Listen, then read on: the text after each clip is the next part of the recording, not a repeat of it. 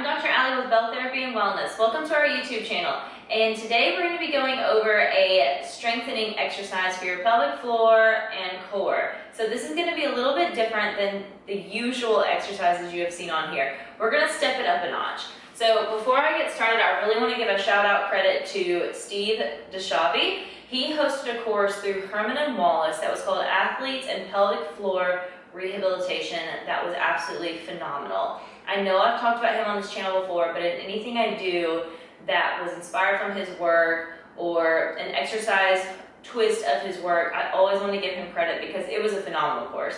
If you are a practitioner looking for some continuing education courses, I would highly recommend this one. If you are not a practitioner, you should still go check out his stuff. I know his handle is, I think, Steve Dischiavi.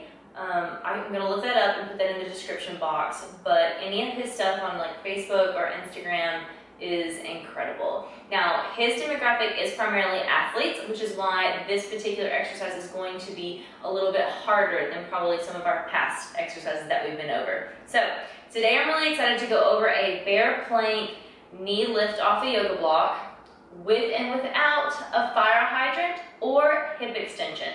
So if you are my personal client, I have probably told you what I want you to work on. So take the modification that I instructed you to from this. So let's go over some basics of this exercise.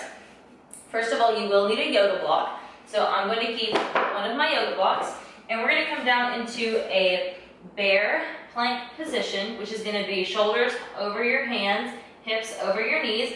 And let's place that yoga block underneath our left knee. All right. So being here, you can see how automatically the low part of my back is automatically offset, right? So the focus here with the knee lift off is going to be lifting that lower knee to get your low back / pelvis level, okay? So let's get back into that starting position again. You want to think about taking nice deep core activation, pushing up through your shoulders. You don't want to feel trapped down here.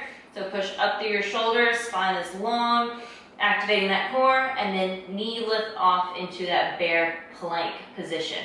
And then once you are here, if you are instructed to take a fire hydrant option, that is a fire hydrant option, by the way. So this is a fire hydrant without a band. So a regular fire hydrant would look like this. If you were to put a band, you would loop it around right above your knee joint on both legs and then perform the fire hydrant like so, with that band giving you resistance. Now, if I told you to take the variation of this exercise with hip extension, that's what this is going to look like.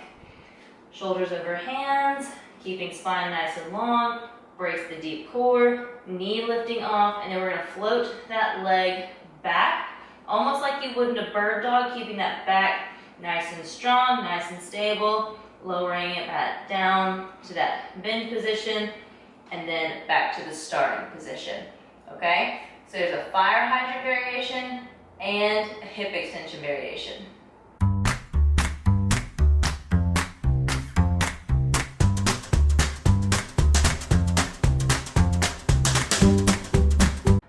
So now that I've added a band around my knees, we're going to go into the resisted versions. So deep core, knee lift, fire hydrant.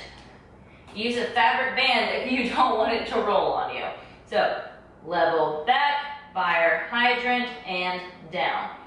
You could also do the hip extension with this to add some resistance. Let's give that a shot. So we're going to knee lift, deep core, extend that leg back. TheraBand's gonna roll on me. It's very uncomfortable, and relax down. My preference is usually to use a fabric band. It's just much more comfortable on your legs and less likely to roll. And that is how you do the bear plank yoga block knee lift off into either a fire hydrant or a hip extension. So I want you to remember through all of this, the point is to keep that core really actively engaged and to keep your pelvis lined whenever you're lifting that knee up. So if you feel yourself tilting one way or the other, then you know you're not strong or stable enough to progress in the exercise. If you find that it's even hard to do the knee lift off, just stay in that part of the exercise and work on that first. I hope you found this helpful. If you have any questions, please leave a comment below or submit a contact form through our website. It's in the description box. And once again, please give the video a like if you found it helpful. Recommend it to a friend. Subscribe and stay tuned because there'll be more exercises coming your way. Have a great day.